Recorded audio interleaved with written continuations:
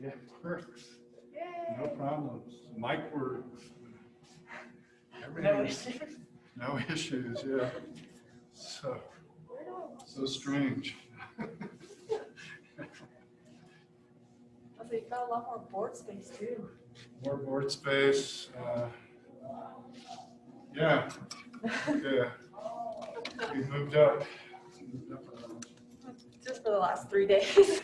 Yeah, well, whatever.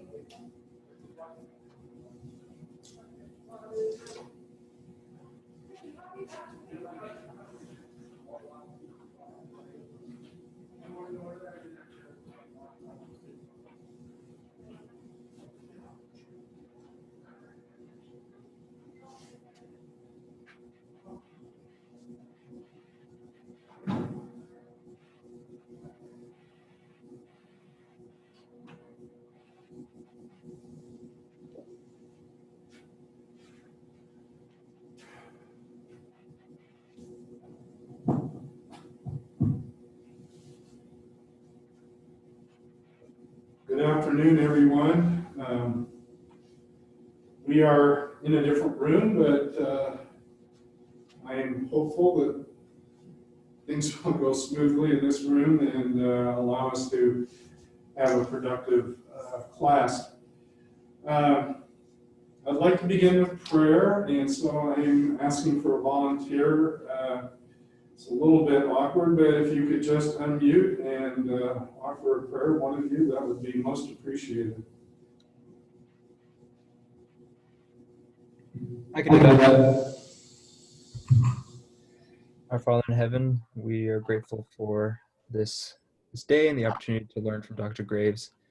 We would ask that thy spirit will be with him as he teaches, as well as with us, that we might be edified together and learn the things that that we need to, and be able to comprehend the information. We're so grateful for our Savior Jesus Christ, for his sacrifice, and for what that means in our lives. And we would ask that thy spirit will be with us this day, that we will be able to recognize the needs of those around us and respond to those, and help spread the love of our Savior. We again are so grateful for thee and for thy love, and we say these things in the name of Jesus Christ. Amen. Amen. Thank you very much. I appreciate that. I would remind you of two things. The quiz 5 will be due Tuesday by 9 a.m. So it's a little bit different than in the past. So and the final has been scheduled for the 15th from 2:30 to 3:30 in the afternoon. It will be administered through Learning Suite. I have not actually seen how this works, but people in the office here are helping me put the exam online, and that's where it will be available. So a single time, single day. So please be aware of that and make arrangements accordingly. As you can see on the board, last class we had talked about beta oxidation. There are 4 basic steps. These are employed for saturated fatty acids. As long as you have a aliphatic hydrocarbon chain, the process involves just these 4 steps. Each cycle removes 2 carbons from a fatty acid, and these 2 carbon pieces that are coming off generate acetyl-CoA, which feeds into the citric acid cycle. As part of the 4 basic steps, 2 of them are oxidations. One is an FADH2 and the other is an NADH. The FADH2 feeds us electrons directly to Q on through the electron transport chain. The 3rd step generates a copy of NADH, and that proceeds to complex 1 of the electron transport chain, and those electrons then are donated at that point to the electron transport chain. So today we're going to talk about what happens when you have unsaturated fatty acids.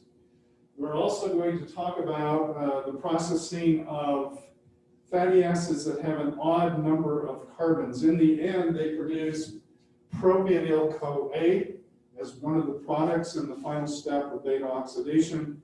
And there is a series of enzymes that allows for propionyl-CoA to be converted into succinyl-CoA and entry into the citric acid cycle. We're also going to talk about ketone bodies. These are organic acids for the most part that are generated with the buildup of acetyl-CoA. So if you don't have a functional citric acid cycle, you will begin to accumulate levels of these organic acids turned ketone bodies, and this can be actually life-threatening if the levels become sufficiently high. Okay, so that's where we're headed. I'm going to work at the board here for a little bit. I'm going to take us back and talk about the 4 basic steps of beta oxidation very quickly, very briefly, because I'm going to, when I talk about the oxidation of unsaturated fatty acids, I will simply refer to those steps as 1, 2, 3, 4, but they do have names. So let's just consider a generic fatty acid. So this fatty acid now has been coupled to coenzyme A. This was part of the activation process. The fatty acid enters the mitochondrial matrix attached to carnitine, but then is transferred to a copy of coenzyme A to form the fatty acyl-CoA. So in the first step of beta oxidation, we have an oxidation. The fatty acyl dehydrogenase is going to introduce a double bond. So I'm going to just quickly draw this out as such, okay? So this is the first step. And as a consequence of that, we will produce 1 copy of FADH2 as we produce this double bond. So the double bond represents oxidation of the fatty acid. The FADH2 represents the reduction product of this redox reaction. We are then, in step 2, going to add water to this double bond. So this would be a lyase reaction, where we close the double bond, producing this molecule, and the enzyme that carries this out is called ene-olyl-CoA hydratase. So hydratase in the sense that it's adding water and carrying out this reaction. In the next step, step 3, we have the oxidation of this hydroxyl group. So we now are going to end up with this beta keto species. And we're going to produce a copy of NADH. So this is the reduction product of this reaction. We oxidize the hydroxyl to a keto species. This enzyme is called beta hydroxyacyl dehydrogenase. So that's step 3. And then step 4, there's an enzyme that I will simply refer to as thiolase, thiolase, which brings in a copy of coenzyme A. So the 4th step here brings in a copy of CoA.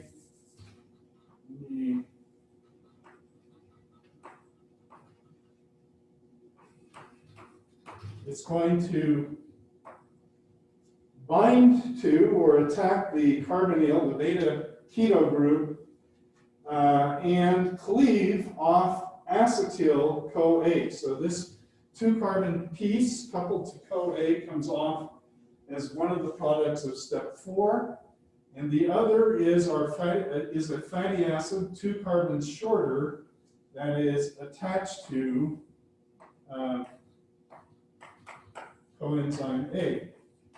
And now the process will repeat. We will continue to carry out beta oxidation of the 4 basic steps as long as we have fatty acid to work with.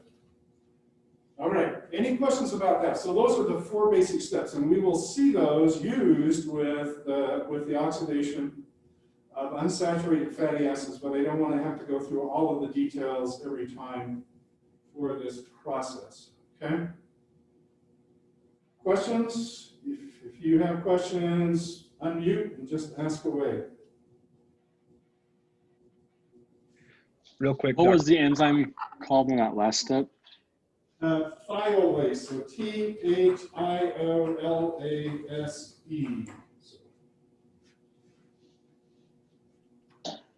And what was the enzyme in the second step? Second step is the ene-oil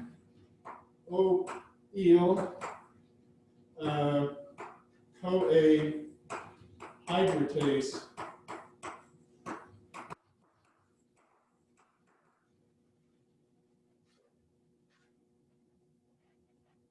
So, all right, let's consider now the situation where we have, we're going to kick this off for the moment, there's no one else in the room. The situation where we encounter a single double bond, okay? So let's say I have then this compound, and this continues on for I don't know how long. Okay, so this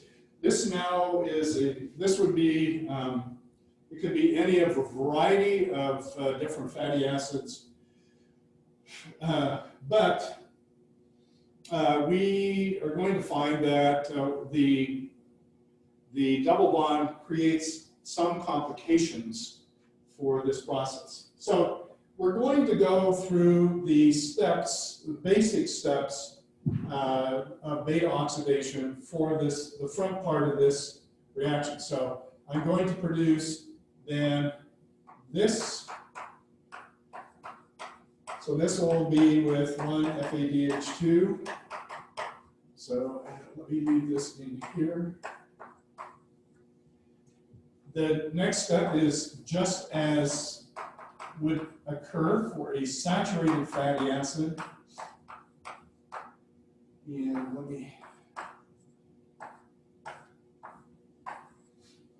and this, the third step likewise will happen.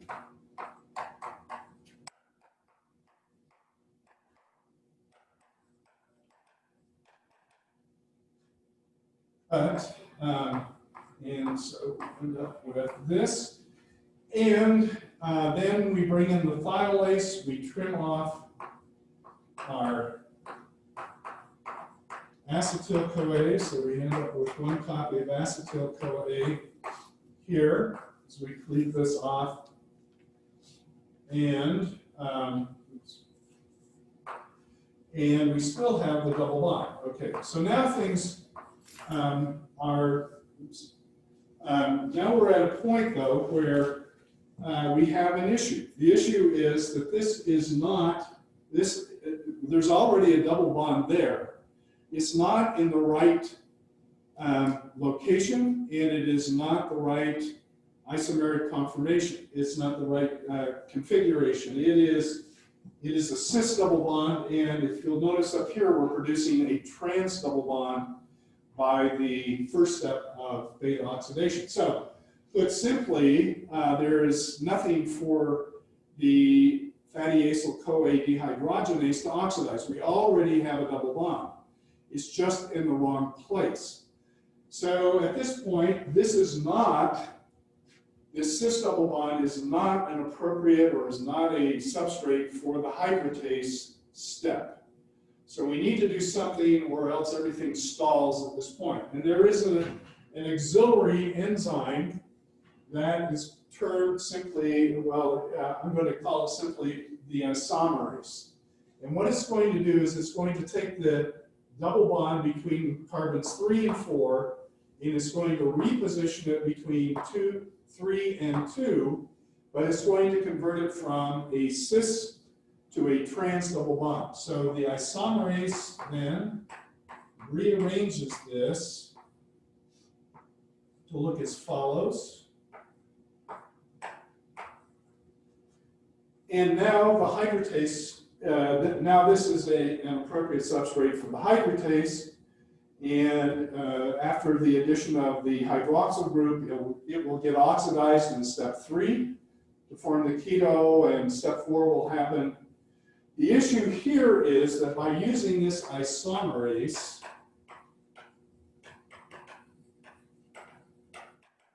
I bypass step 1, okay? So I do not use the acyl-CoA dehydrogenase enzyme, and as a consequence, I produce one fewer FADH2 molecules when I encounter this double bond, this single double bond, okay? So you would expect to get less energy out of a partially oxidized hydrocarbon than you would out of a fully reduced hydrocarbon. And this is where you lose some energy. You lose an FADH2 as part of beta oxidation when you encounter this double bond. The rest of the oxidation takes place normally. You go through the same 4 steps, and you end up then with just one fewer FADH2 for this single double bond. Okay. Any questions about that? This is diagrammed in the book, so you can refer to that. It's diagrammed in the slides as well. You can refer to that.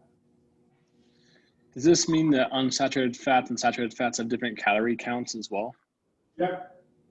They're going to have, so if you have an 18 carbon fatty acid, oleic acid with one double bond, it's going to have fewer calories, produce fewer calories than a fully saturated 18 carbon fatty acid, such as stearic acid would be 18 carbons and saturated. So yes, oleic acid, fewer calories, although not enormously fewer, okay? Fats are still fats, okay? So, other questions? So this isomerase is bypassing the first step of beta oxidation, or bypassing, Yes. or what step is it bypassing? First step. The first step, Okay. first step is bypassed because the double bond already exists. There is nothing to oxidize, it's already oxidized. It just so happens that it's in the wrong place with the wrong configuration. And the isomerase solves both of those problems. It moves it from carbon 3,4 to carbon 2,3, converts it from cis to trans, and now this is a perfectly acceptable substrate for the enoyl-CoA hydratase, step 2, that enzyme. So. Okay, thank you. All right, let's now consider two double bonds, and things get more complicated, unfortunately. And I'm going to go through this step by step. So this has relevance for your quiz because I asked you to come in or do some calculations relative to arachidonic acid, which has two pair of double bonds. You can think of it as two. It has four double bonds, but you can think of it as two pairs of double bonds. So let's see, I want to make sure I'm on screen here. So let's start up here. And let's say that perhaps I have undergone rounds of normal beta oxidation, but at some point I'm going to end up with, so let me just go through, make it a little bit more. Sorry. I'll make it smaller.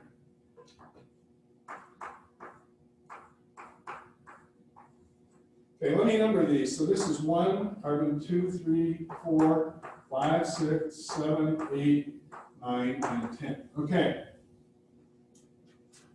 So I can carry out now normal beta oxidation. This is a suitable substrate for the acyl-CoA dehydrogenase. And this will give me the following.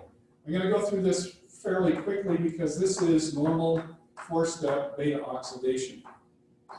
Try to make this even smaller, fit in a smaller space here. Am I on screen? Almost. Okay, so this would be step 1, just a basic step 1, and I'm going to, with this oxidation, produce a copy of FADH2. So let me just put this as a copy of FADH2 up here as well.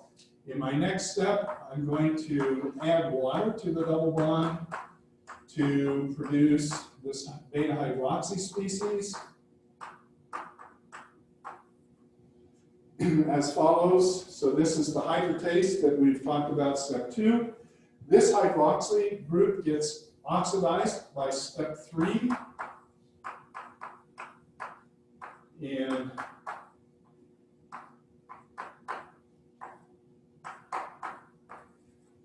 I have this plus an NADH2, NADH, sorry. And then the thiolase reaction happens, and I am left with this and the acetyl-CoA.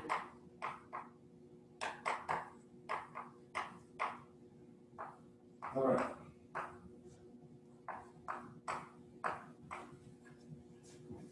This now, we face the same problem with this intermediate as we faced with a single double bond. We have a double bond, it's just in the wrong location, in the wrong configuration. This is cis. We need it to be trans if it's going to be a substrate for the enoyl-CoA hydratase reaction. Okay, so let me move now this species over here, and we'll follow along with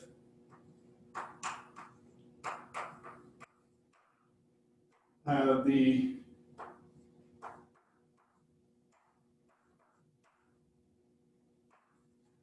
okay, so I should have 8 carbons now. We lost 2 to acetyl-CoA, so we now have an 8-carbon species. All right. So this is not, so we can't carry out oxidation. The double bond is already there. There is, it's just in the wrong location. So we can't move to the hydratase step because it's in the wrong location, wrong configuration. But I can use the isomerase, okay? That's what's going to happen here to correct the problem. And I now produce the following.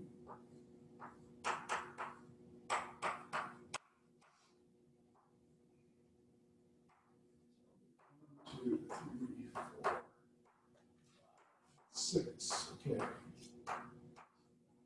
Okay. So now this is what happens after the isomerase has carried out its reaction. Notice that we have bypassed step 1 of standard beta oxidation. So while we don't really lose an FADH2, we don't produce an FADH2. So we lose one FADH2 in the process. We simply forfeit it because we don't go through step 1 because we already have a double bond present in our fatty acid. All right. Now I can go ahead and proceed. So now I produce the hydroxy species here. So this is step 2. And this doesn't change. I then oxidize this.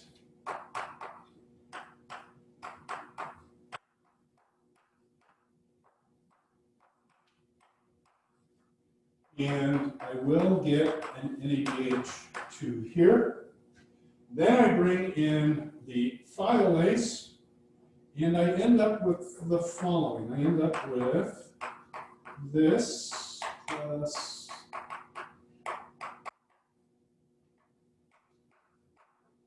this. Okay, so now I'm down to 6 carbons. 1, 2, 3, 4, 5, and 6. Okay, so at this point we have gone, so with the first double bond then, okay, so just stepping back, when we encounter the first of these 2 double bonds, we do not carry out the first oxidation. The double bond is already present. We need the isomerase to change the location and configuration of the double bond. Then we proceed with step 2. We don't go through step 1. So we end up with 1 fewer FADH2 for the first double bond that we encounter. Now we're going to run into a different situation. So this can undergo, even with this double bond here, it can undergo oxidation by the acyl-CoA dehydrogenase. So this is step 1 of beta oxidation. So let me redraw this.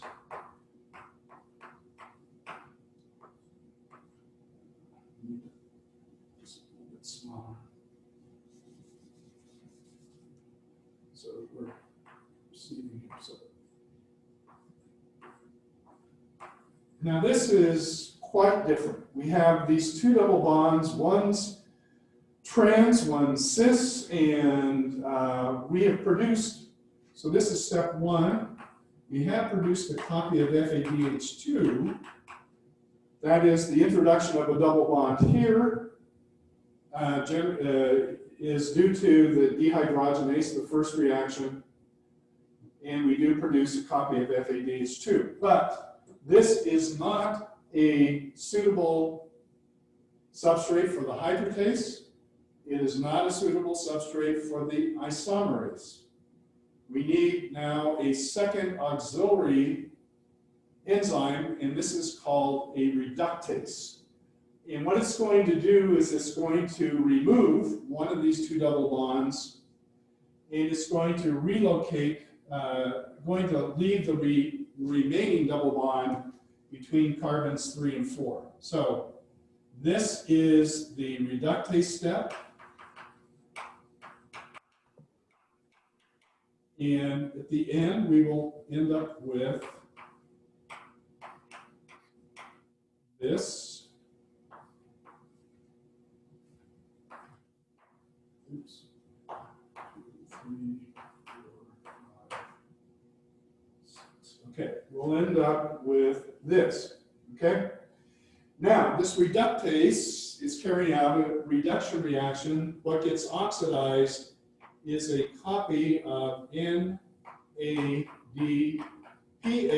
which energetically we're going to consider equivalent to NADH. So for the first double bond in our pair, we will end up losing a copy of FADH2 because we omit step 1 of beta oxidation.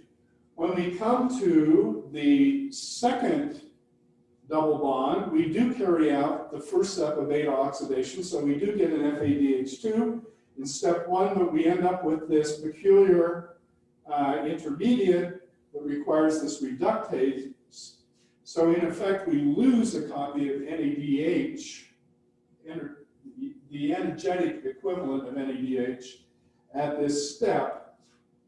And now this is almost a suitable substrate for the hydratase. You'll notice that this is between carbons 3 and 4 and not between carbons 2 and 3, but the isomerase is used, and we reposition the double bond between carbons 2 and 3, and then beta oxidation proceeds. So we add a hydroxyl, that gets oxidized, so there is actually a step 3 where we produce a copy of NADH, and then the thiolase comes in and takes off 2 carbons. So in the end, you can think of it, for the first of the 2 double bonds, we end up with 1 fewer copy of FADH2 because we omit that step. For the second double bond, we have to use this reductase, and that uses an NADPH molecule, which is effectively using the equivalent of an NADH.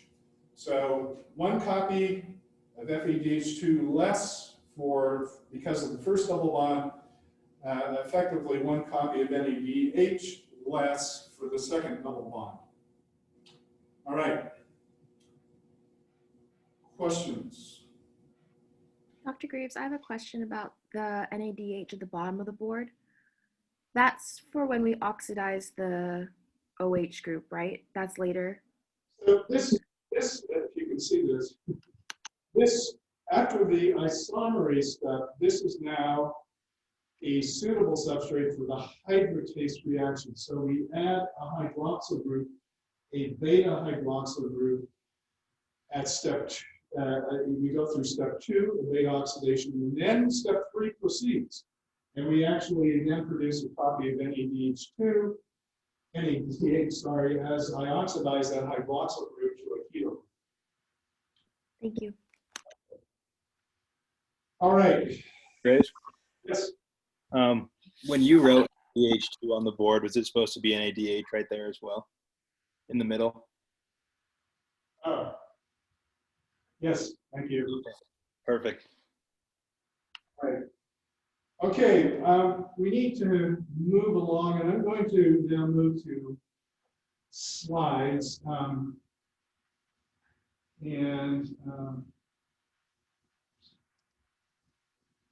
Okay.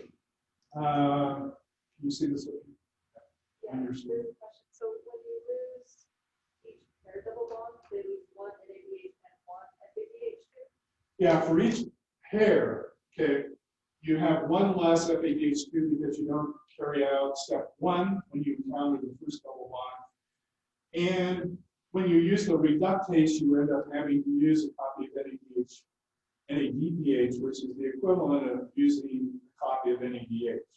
So 1 fewer copy of NADH as we encounter the second double bond in a pair. Okay. I want to talk now for a few minutes about the situation when we have fatty acids that have odd numbers of carbon. So our body, I don't think, produces very many odd numbered carbon fatty acids, but in nature there are odd numbered carbon fatty acids. I don't know their frequency, but they are produced by certain organisms, and we take them in as part of our food. And they undergo beta oxidation. It happens completely normally until the final step. The final step then, when we bring in the thiolase, it's going to produce a copy of acetyl-CoA, but we're going to be left with this 3-carbon piece, this propionyl-CoA. Okay? So we go through beta oxidation until we have 5 carbons left. And that's going to leave us then with this molecule. So this is not, our bodies don't, well, our bodies require then modifications of this to allow its use and to prevent its buildup. And so that happens through a series of reactions. There are those 3 reactions that are outlined in this slide. The first of these is to add a carboxyl group. We're going to add an additional carbon. And it turns out that this hydrogen, okay, that is alpha to a carbonyl, this carbonyl right here, is somewhat acidic. And so it's going to be removed, and it's going to produce a carbanion. If you remember the pyruvate carboxylase, the propanyl-CoA carboxylase reaction is very, very, very similar. It's just a different substrate. But we activate bicarbonate by coupling it to phosphate. We displace the phosphate with the biotin arm. Remember, there was that peculiar ring system up there with the nitrogen pair of electrons. It couples the CO2 minus to the biotin arm. Then the biotin arm moves over. And this carbanion here, so we lose the proton. We're going to have this negative charge right here. It's going to attack the carbonyl of the carboxylate that's attached to biotin, transferring it now to this carbon, to the central carbon, producing this molecule named dimethylmalonyl-CoA. There is a further step in which we invert the stereochemistry at this central carbon atom. So this is a chiral center.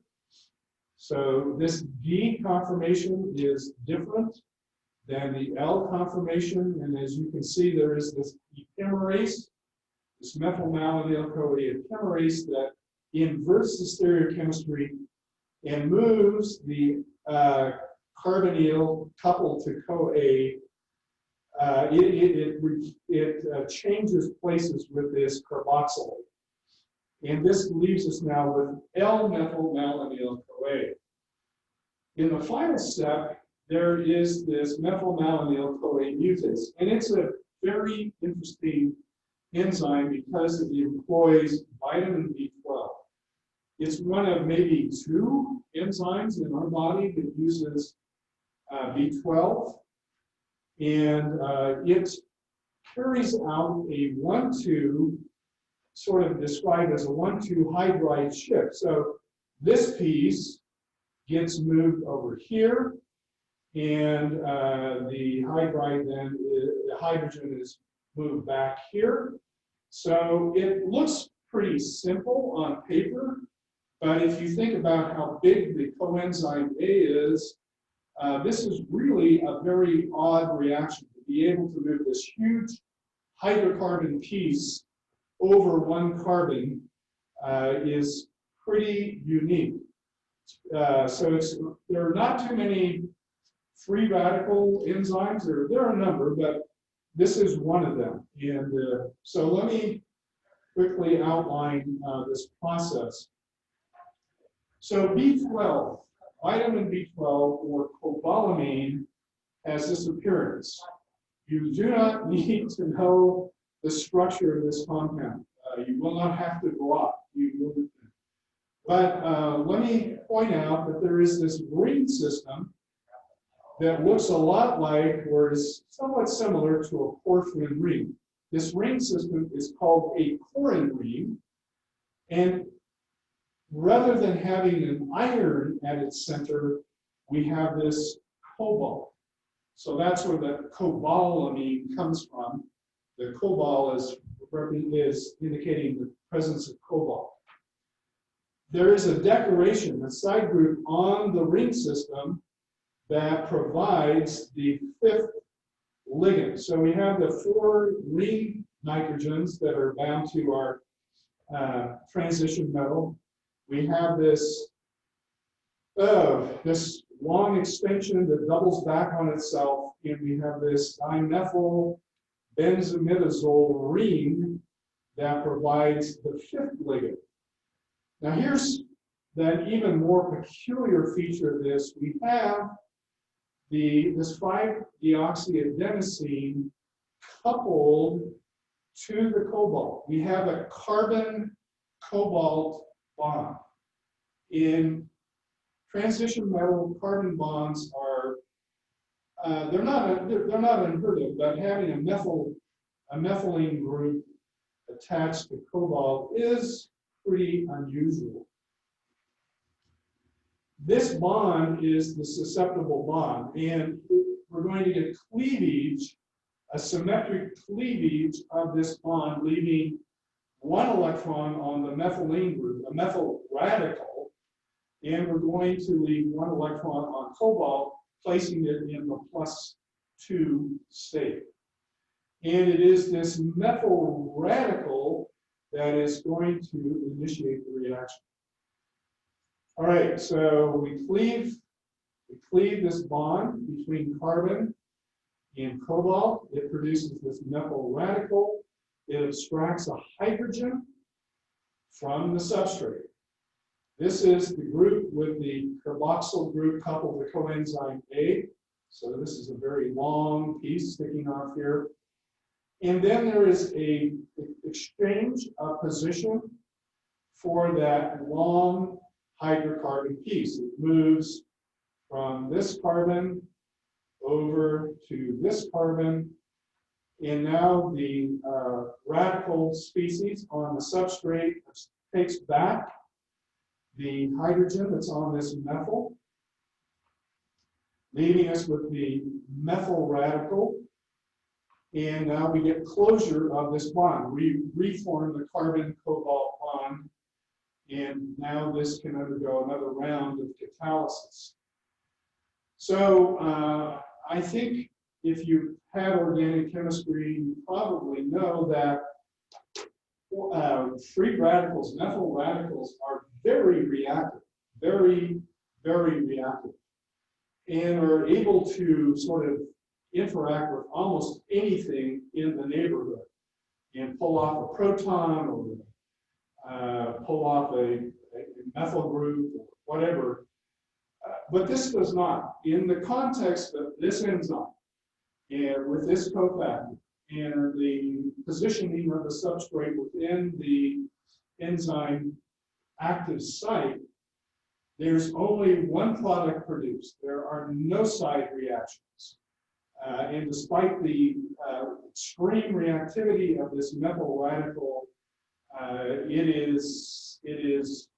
it simply does what it's told to do and generates this rearranged species.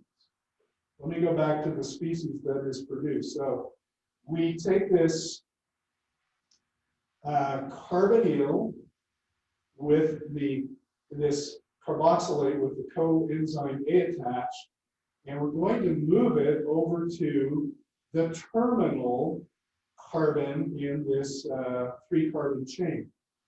And this is going to leave us now with succinyl-CoA, which is an intermediate in the citric acid cycle that allows for the succinyl-CoA to be processed just as if it were generated from some other source.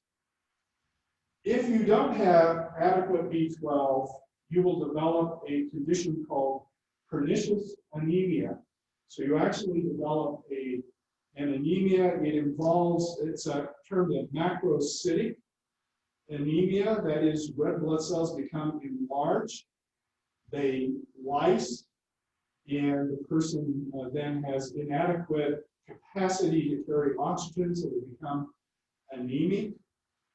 The vitamin B12 is a somewhat, it is found abundantly in meat, especially red meats. but it is an issue for people who are strict vegetarians because they will not get adequate amounts of B12 from a vegetarian diet. There is another situation where that can lead to a pernicious anemia, and it turns out that there is an actual protein that is present in or released from the small intestine that binds B12 and carries it into the bloodstream. This is called intrinsic factor. And there are some individuals who have alterations in the gene that produces intrinsic factor, and that reduces their absorption of B12, or in some cases, dramatically lowers the levels of B12 that are absorbed, and these individuals will develop a pernicious anemia at a very early age. They then would have to have B12 introduced into their system, probably through the blood, through an IV, with some regularity. Okay. I think in the interest of time, I will simply describe the ketone bodies. We'll come back and talk about their formation and the problems associated with ketone bodies. But as you can see, there are two acids here, acetoacetate and beta-hydroxybutyrate, as well as acetone, that represent the ketone bodies. And they occur, they accumulate when we build up acetyl-CoA. And we'll talk about what happens to bring that about. But I'm going to stop at this point. And, okay, all right. So let me move this story forward if I'm ever going to finish it before the end of the semester. So I was now going to take my second oral during my second year of graduate school. This was a general oral, and it was taken in front of my research committee. These were 3 faculty, including my research advisor. And it was in a large lecture hall, not really unlike the one that I'm in right now, although there was a chalkboard at my back, and there was a raised sort of platform at the front of the room, and my committee was sitting out in the seats in the audience. As mentioned, I have a member of my committee who was notorious for being difficult. Difficult as a person, but also very difficult as a member of a research committee. And he was referred to as Black Jack.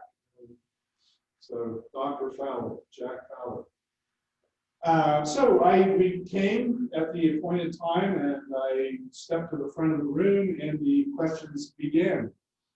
And they were hard questions. I don't remember what they were. I don't remember how well I answered them. I'm guessing that I was probably not exceptionally fast in responding. I'm guessing that I probably was thinking about the answers and trying to give my best answer to these sometimes really kind of off-the-wall questions. And so it started off that way, but then Dr. Fowler started to, he began to attack me, and so I would give an answer, and he would respond something like the following. He would say something like, "Wait, is that the best answer you can give me? Are you an idiot? That is the stupidest answer I've ever heard in my life. Are you going to stick with that answer?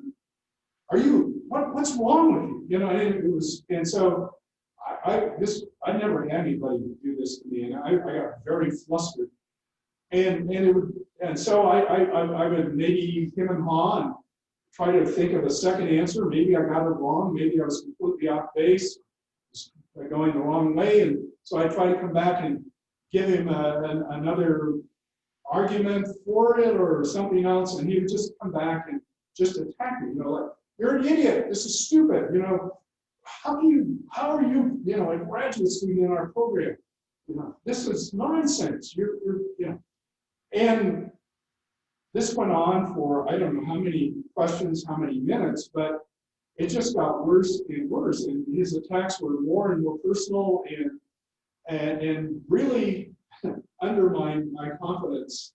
Not that I had a lot going in, but this really just stripped me of any confidence whatsoever. And I just got more and more flustered.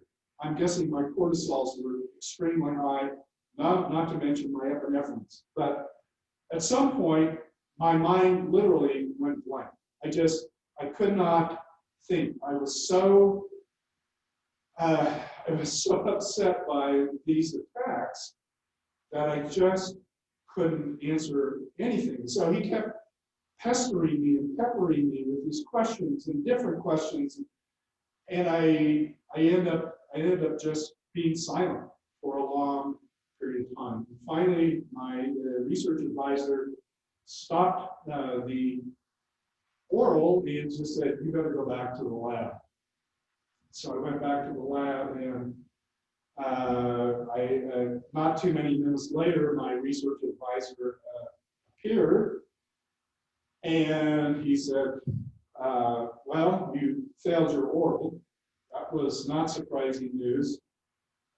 He then indicated that if I chose, I would have one retry of the oral if I chose to do it. But he told me that I needed to know that Dr. Fowler was convinced that I should be dropped from the program, and that if I thought he was tough this time around, he was going to kill the next oral. So that was exciting news. I went back, so my life literally was turned upside down. I was pretty much convinced that I was going to be flunked out of the program, the graduate program, and I didn't have a plan B. I hadn't planned on failing. I didn't hear of many people who failed their oral, and so I didn't really anticipate this as a possible outcome. But I was lost. If I was thrown out of grad school, I didn't have a job lined up. It would be hard to apply for another chemistry program at another institution. They would want to know why I left Yale, and oh boy, so I was just at a loss, and it was a very difficult period of time in my life as I tried to think about what I might possibly do for my future, assuming that I would not pass my oral and would not stay in the program. Anyway, we'll have to leave me there for the weekend, and please look over this stuff. I hope you go through this carefully. You'll need to know this for one of the questions on the quiz. And we will go over ketone bodies briefly and then talk about proteins, protein digestion next time, and then the fate of amino acids if they are not used in synthesis. All right, thank you very much. Have a good weekend.